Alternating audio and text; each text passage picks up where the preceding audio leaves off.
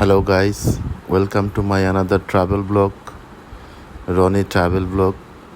Roni travel ব্লগে আপনাদের সকলকে আমন্ত্রণ।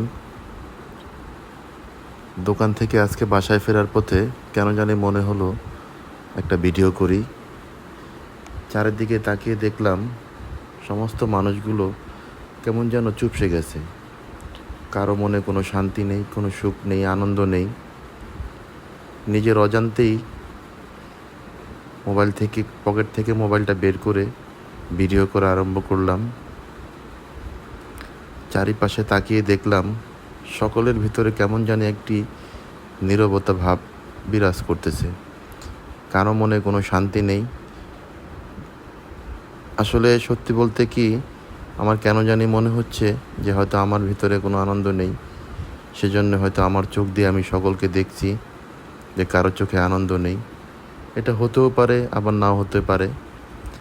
তারপরও তাকিয়ে তাকিয়ে দেখলাম সকলকে, অনেকের দিকে তাকিয়ে পর্যবেক্ষণ করলাম, সকলের দিকে তাকালাম আর ভাবলাম হয়তো আমারই ভুল, আমি হয়তো ভুল।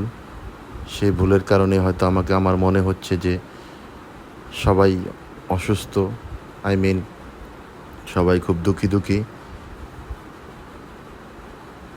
আমি আজকে বাবাদের নিয়ে কিছু বলবো। সারাটা দিন শ্রান্তভাবে একটা বাবা কাজ করে যায় নিরবিচ্ছিন্নভাবে। সেই কাজের ভিতরে থাকে না কোনো ধরনের অলসতা, থাকে না কোনো ধরনের নির্লিপ্ততা।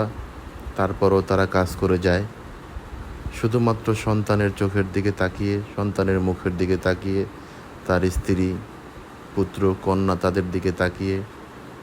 তাই আপনাদের সকলের উচিত এই বাবাদের শ্রদ্ধা করা, বাবাদেরকে সম্মান করা, যারা সারাদিন পরিশ্রম করে সন্তানের মুখে হাসি ফোটানোর জন্য পরিশ্রম করে বাসায় ফিরে আসে। অনুরোধ রইল তাদের কাছে একটুখানি তাদের দিকে সুনজর দিবেন, তারা যাতে শান্তিতে থাকতে পারে সেই দিকে একটু খেয়াল রাখবেন। সকলে ভালো থাকবেন, সুন্দর থাকবেন এবং একজন আরেকজনের পরিপূরক হয়ে থাকবেন, এটাই কামনা করি।